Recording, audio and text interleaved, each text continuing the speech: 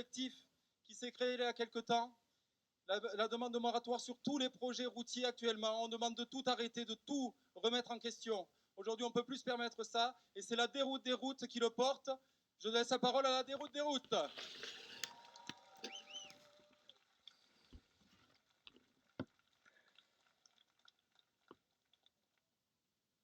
Donc oui, on est une coalition nationale, 49 collectifs de lutte contre des projets routiers partout en France.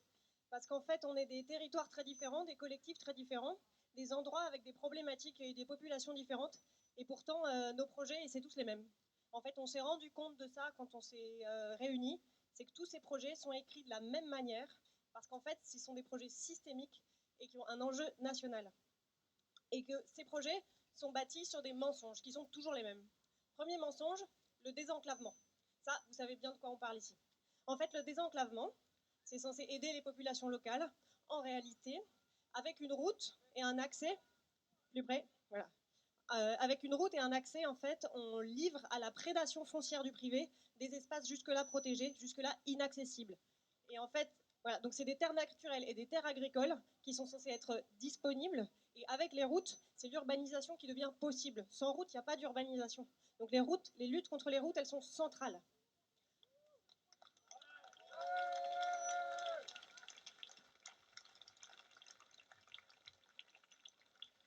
Donc les routes, c'est le front pionnier de l'urbanisation. Et le deuxième mensonge, c'est la fluidification du trafic. Ça, on l'entend beaucoup partout. En fait, aucune route n'a jamais réduit les embouteillages. Jamais, jamais. Ça s'est jamais produit dans le monde entier. Ça, on le sait depuis 1960. À Houston, ils ont construit jusqu'à 36 voies d'autoroute avant de s'apercevoir que, en fait, ça marche pas. Donc, alors à quoi ça sert? Parce qu'en fait, elles sont saturées entre 3 et 10 ans maximum, aussi du fait de l'artificialisation qu'elles amènent et du fait qu'on peut travailler plus loin de son lieu d'habitation, qu'on peut aller toujours plus loin, en fait, de la métropole. Et en fait, alors à quoi ça sert si ça ne sert pas à réduire les embouteillages? Et en fait, ça sert au trafic de camions, et notamment au trafic international.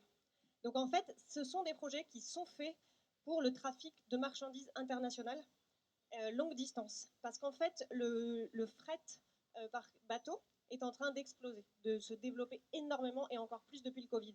Et tous ces bateaux, tous ces containers, il faut bien qu'ils arrivent quelque part. Et ils arrivent sur la route. Donc en fait, toutes ces routes et ces autoroutes sont connectées aux ports et aux aéroports. Et c'est un vaste système pour les camions, pour les entreprises privées, alors qu'on nous vend que c'est pour les habitants. C'est un mensonge. Il n'y a que des mensonges dans ces projets. Donc il faut les bloquer parce que c'est le pain béni pour les entrepôts logistiques, pour les zones commerciales, pour les entrepôts Amazon, pour tout ça, en fait. Et plus on va investir d'argent là-dedans, plus en fait notre agriculture locale, tout ce qu'on voudrait de relocalisation devient impossible. Donc ça a des conséquences en chaîne qui sont gigantesques.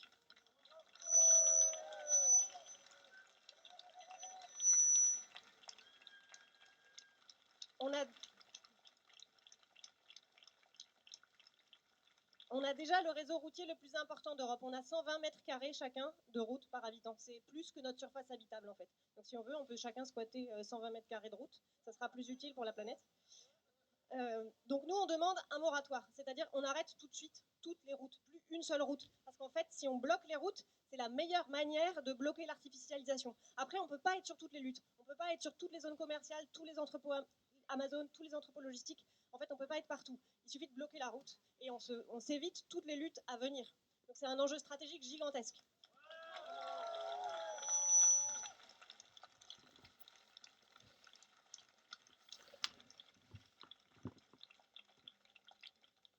Donc la seule solution qu'on propose, c'est évidemment un arrêt des projets routiers, un ferroutage des marchandises, des transports en commun, mais surtout une relocalisation des activités. Parce qu'en fait, il ne faut pas juste changer les modes de déplacement, il faut réduire la nécessité du déplacement. Parce qu'en fait, la mobilité, le mythe de la mobilité heureuse, il est faux, c'est une contrainte pour les gens, c'est une contrainte économique, c'est une contrainte de temps.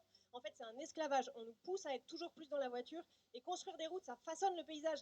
En fait, c'est des infrastructures politiques qui nous emprisonnent. C'est pas des infrastructures neutres, c'est pas vrai.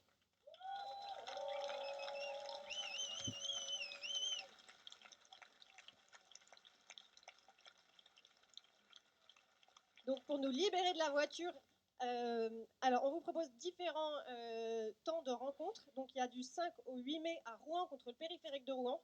Ça s'appelle des partout autour de vous. Il y a sûrement des collectifs de lutte qui se battent contre des routes près de chez vous. C'est ici, c'est au Suc, c'est à Rouen, c'est pendant les soulèvements de la terre, mais c'est tous les jours partout autour de vous.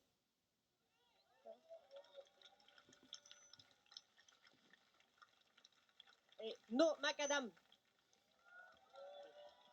Merci.